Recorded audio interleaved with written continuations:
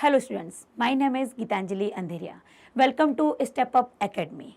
Learn today, lead tomorrow. Sanskrit व्याकरण की श्रृंखला में हम पढ़ने जा रहे हैं आज अव्यय। अव्यय बड़ा ही छोटा और सुंदर शब्द है। अव्यय को सुनते से ही दिमाग में आ जाता है कि कौन से शब्द होंगे। तो जब भी आप किसी भी शब्द को पढ़िए, किसी भी विषय को पढ़िए, तो उसके पहले उसका शाब्दिक अर्थ हमें जान लेना बहुत ज़रूरी है।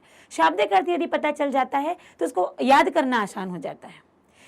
कोई भी परिभाषा हो, किसी के द्वारा भी दी गई हो, यदि उसको हम अपनी भाषा में बदल लेते हैं तो वो याद की हुई परिभाषा हम कभी नहीं भूलते, हमको याद रह जाती है। ट्रिक के माध्यम से पढ़ते हैं, अर्थों को समझ के पढ़ते हैं तो पढ़ना आसान हो जाता है, समझना आसान हो जाता है। इसी आसान तरीके को लेकर आज शुरू करते हैं अव्यय।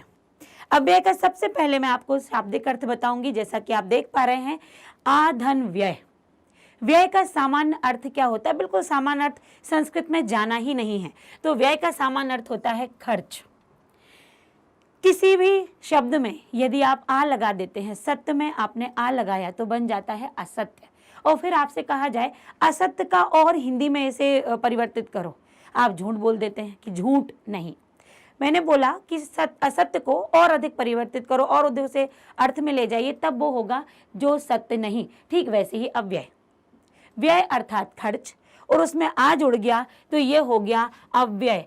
आ का अर्थ हो जाता है नहीं, जैसा कि मैंने अभी कहा, जो सत्य नहीं। जहां जहां आगे आ जुड़ जाएगा, छोटा आ जुड़ जाएगा, विलोम बन जाएगा, वो ना के अर्थ में चला जाता है। तो यहाँ पर देखिए, आ धन व्यय अव्यय। व्यय का अर्थ है खर्च, आ मतलब नहीं, सीधा अर्थ हो गया यहाँ पर खर्च नहीं।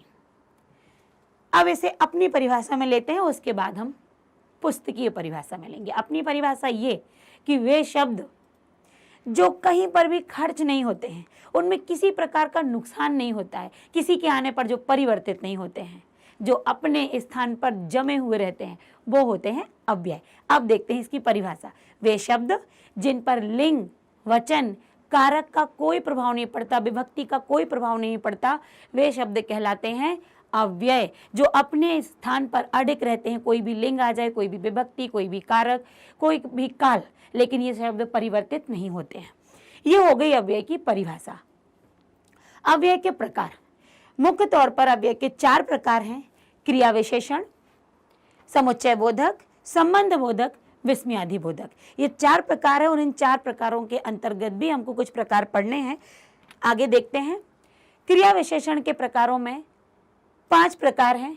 कालवाचक, स्थानवाचक, प्रश्नवाचक, रीतिवाचक, परिमाणवाचक। कालवाचक जो समय बताए, स्थानवाचक जो किसी स्थान विशेष को बताए, प्रश्नवाचक क्वेश्चन मार्क, प्रश्न पूछे, प्रश्न बताए, रीतिवाचक कोई भी कार्य करने का ढंग, कोई तरीका, परिमाण नाप तौल, ये बताने वाले जो ये प्रकार हैं, ये क्रिया विशेषण के अंतर्गत आते हैं, जिनके बारे में अब हम थोड़ा विस्तार से पढ़ेंगे। कालवाचक, वे शब्द या वे अव्यय जो समय को व्यक्त करते हैं, जैसे इदानीम, सांप्रतम, अधुना, संप्रति, श्वः। और भी ऐसे बहुत सारे होते हैं जो आपको समय बताते हैं। मैंने यहाँ कुछ का ही वर्णन किया हुआ है। इदानीम इस समय, सांप्रतम इस समय, अभी, अधुना भी इस समय, अब, अभी, इन सभी का, तीनों का जो अर्थ है, और संप्रति, चारों का अर्थ एक ही समान होता है, इस समय, अभी, अब। स्वहा, स्वहा मतलब है आने वाला कल, या बीता हुआ कल, ये भी कालवाचक ही होगा। परस्वा आने वाला परसों। तो यहाँ पर ये आपके कालवाचक हो जाते हैं, जिनका हिंदी अर्थ दिया हुआ है। और अब इससे वाक्य निर्माण करते हैं तो वाक्य बनेगा, इदानीम अहम विद्यालयम गच्छामि, इस समय मैं विद्यालय जा रही हूँ। सांप्रतम भारतवर्षे लोकतंत्रम अस्ति, अभी भारतवर्ष लोकतंत्र है या लोकतांत्रिक है। अधुना वैज्ञानिकम युगम अस्ति, संप्रति शीतम प्रतिभाति, अभी ठंड अनुभव हो रही है। अहम श्वः ग्रामम गमिष्यामि, मैं कल गांव जाऊंगी। तो ये सारे समय को बताते हैं। इसके आगे चलते हैं तो यहाँ पर स्थानवाचक जो किसी स्थान विशेष को बताए, किसी स्थान के बारे में बताए। अब स्थान क्या? अत्र यहाँ स्थानीय होगा, तत्र वहाँ, यत्र जहाँ, उपरि ऊपर, सर्वत्र सभी जगह। इस तरीके से ये अव्यय स्थान ही व्यक्त कर रहे हैं, भले ही किसी स्थान का नाम नहीं है, लेकिन ये अपने अव्यय के माध्यम से स्थान को ही व्यक्त करते हैं। अत्र, राम अत्र आगच्छ, राम यहाँ आओ। तत्र, तत्र वृक्षाः सन्ति। फिर इसके बाद ऊपरी, जहां पर भी ये ऊपरी होता है, ऊपरी के साथ यहाँ षष्ठी का प्रयोग है, जो एक उपपद विभक्ति भी आ जाती है, पर अभी बात अव्यय की कर रहे हैं। ऊपरी वृक्षस उपरी चटका अस्ति। अब यहाँ पर एक नीचे वाक्य दिया है जिसमें लिंग, यहाँ पर ये लकार बदल गया है, काल बदल गया है। वृक्षस उपरी खगाः आसन, वृक्ष के ऊपर पक्षी थे। काल बदल गया, लेकिन क्या ऊपरी बदला? नहीं बदला। तो यहाँ पर यही बताने का एक उद्देश्य है कि आप लिंग वचन कारक का कोई इन पर प्रभाव नहीं पड़ रहा है। आप कुछ भी बनाकर देखिए, काल बदल दीजिए, आप लिंग बदल दीजिए, आप वचन बदल दीजिए, लेकिन ये परिवर्तित नहीं होने वाले हैं। सर्वत्र, ईश्वर सर्वत्र अस्ति, वायु सर्वत्र अस्ति। यत्र, यत्र देवालय तत्र भक्ताः सन्ति, जहाँ देवालय है वहाँ भक्त हैं। आगे है प्रश्नवाचक। कुत्र, कुतः, किमर्थम, कुत्र कहाँ, कुतः कहाँ से, किमर्थम किस लिए।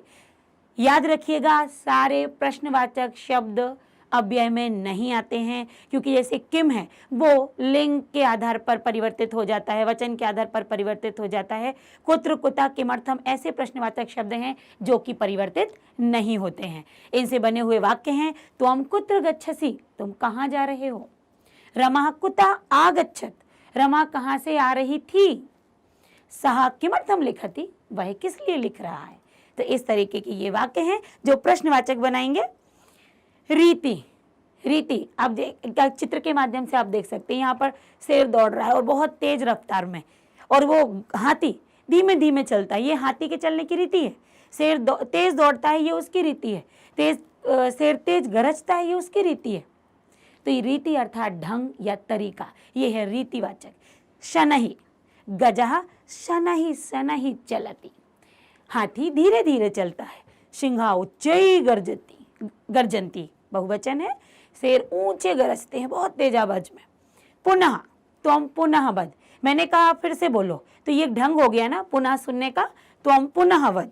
इस तरीके से हम रीतिवाचक पढ़ते हैं। और क्रिया विशेषण के यहाँ पर हमारा एक और बचता है परिमाण, वजन, तौल, नाप, जितना, उतना, कम, ज्यादा, ये सब आता है परिमाण में। तो वे शब्द जो किसी परिमाण को व्यक्त करते हैं। किंचित, थोड़ा, किंचित दुग्धम ददानी, थोड़ा दूध मुझे दोगे। यावत, यावत त्वं पठसि, यावत के साथ याद रखिएगा तावत हमेशा आता है। जितना पढ़ते हो उतना अच्छा, जितना कार्य करोगे उतनी सफलता मिलेगी। तो यावत और तावत, जितनी मेहनत करोगे उतनी सफलता मिलेगी। तो यहाँ पर यावत और तावत एक साथ चलता है, दोनों ही अव्यय शब्द हैं। नाना, नाना अर्थात अनेक। अत्र नाना वर्णानि संति, यहाँ अनेक रंग हैं।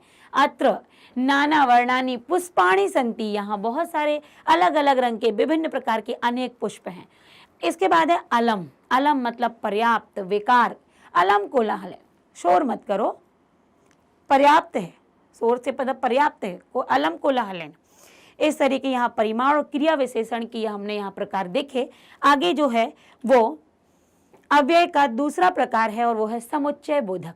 समुच्चय होता है जब किसी वाक्य में हम जोड़ने के लिए जिन शब्दों का प्रयोग करते हैं, एक कड़ी जहां बन जाती है, हम शब्दों को जोड़ देते हैं, जहां पर शब्द आपस में जुड़ते हैं, जो वाक्य आपस में पूर्ण हो जाता है जुड़ के, वो होते हैं समुच्चय बोधक। इसमें भी बहुत सारे हैं, कुछ ही मैंने लिए हैं। अपि, चा, तरही, एव, एव ही, तरही तो फिर, अपि भी, चा मतलब और। अहम अपि पाठम पठामि, मैं भी पाठ पढ़ती हूँ। च, रामा श्यामा च गच्छता, राम और श्याम जाते हैं।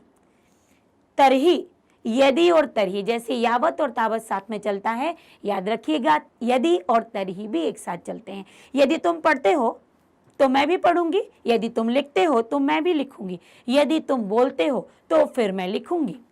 यदि तुम वदसि तरही अहम लिखामि, यदि तुम बोलते हो तो मैं लिखूंगी।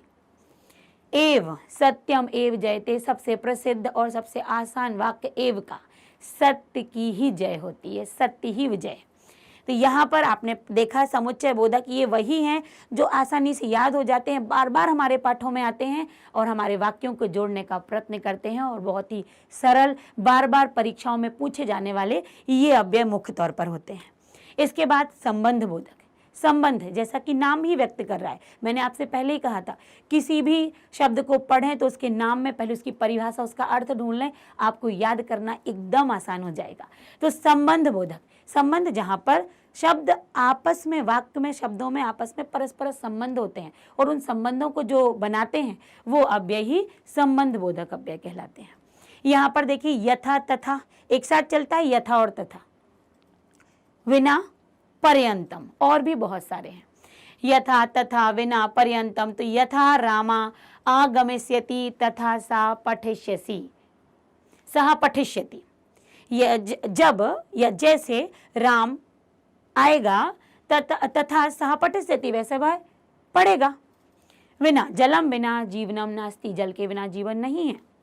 पर्यंतम श्यामः प्रातः पर्यंतम अपठत, श्याम सुबह तक पढ़ रहा था। ये क्या है? ये संबंध बोधक, ये बता दिया कि तब तक, तब से तब तक, जैसे वैसे, और विना, जल नहीं तो जीवन नहीं। तो जल और जीवन में जो संबंध जोड़ रहा है वो है विना, कि विना, यदि उसके बिना हमने रहे तो हम तो जीवित ही नहीं रह पाएंगे। तो ये क्या है? संबंध बोधक। और अंतिम है ये विस्मयादि बोधक। विस्मयादि बोधक हम हिंदी में भी पढ़ते हैं आश्चर्यजनक। जब आश्चर्य हो, किसी पर धिक्कार, घृणा, सुख, दुख, विषाद, ये सब, इन सभी के लिए विस्मयादि बोधक का प्रयोग होता है। जिस तरह हिंदी में करते हैं वैसे ही संस्कृत में भी किया जाता है। तो यहाँ पर देखिए जो शब्द आश्चर्य, निराशा, घृणा, आदर, सुख, दुख, हर्ष, विषाद का बोध कराएं वो होते हैं विस्मयादि बोधक। अरे रे, अरे रे, ऐसे शब्द विस्मयादि बोधक में आते हैं। हा, धिक, हमारा मुंह वैसे ही बन जाता, हमारा एक्सप्रेशन वैसे ही हो जाते, धिक। वाह, साधु, संस्कृत में आप उसे साधु कहते हैं, वाह क्या बात है, साधु। अतीव शोभनम, कोई काम हो जाता है, कोई काम अच्छा कर देता है, अतीव शोभनम, बहुत अच्छा, बहुत सुंदर। वाक्य देखते हैं, रे मानव, रे मानव दुष्ट अस्ति, रे मानव दुष्ट है। धिक, धिक तव कार्यम, धिक्कार तुम्हारे कार्य को।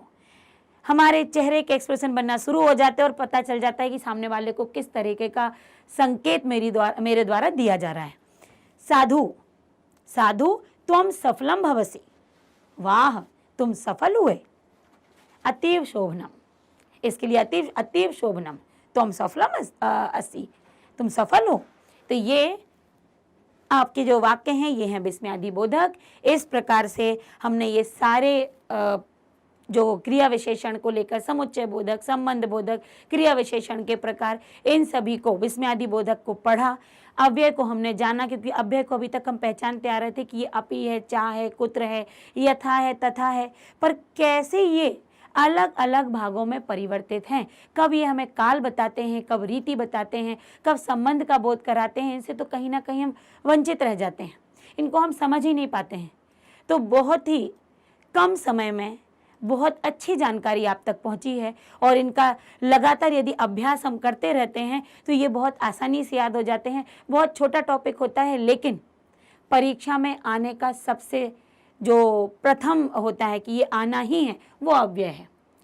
कक्षा 6वीं से लेकर 10वीं तक तो ये छूटता ही नहीं है, आपको आना ही है। और ये जब जब आप संस्कृत पढ़ेंगे, आप किसी भी पाठ को पढ़ेंगे, उनके मध्य यदि आप अव्यय देखेंगे तुरंत आप पहचान लेंगे।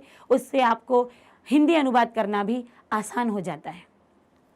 अब इसके आगे ही हम देखते हैं कि यहाँ पर छात्रों आपके सामने स्क्रीन पर एक एप्लीकेशन दिखाई दे रही है, जिसे आप अपने मोबाइल फ़ोन पर इंस्टॉल कीजिए। ये हमारे स्टेप अप एकेडमी का एप्लीकेशन है और इसके माध्यम से आप हमसे जुड़े रह सकते हैं। जो आपको पढ़ाया जाता है उससे संबंधित कोई भी शंका यदि आपके मन में है, कोई प्रश्न उठ रहा है, तो हमारे चैनल के आप मैसेज बॉक्स में आप मैसेज कर सकते हैं, कमेंट बॉक्स में आप कमेंट कर सकते हैं, जिससे हमें आपसे हम जुड़े रहेंगे, आपकी शंकाओं का समाधान हो पाएगा। तो इसके लिए आप हमसे लगातार जुड़े रहिए। जैसा कि आपको दिख रहा है स्क्रीन पर कि हमारे चैनल का एक ही मिशन है, learn today lead tomorrow. Thank you.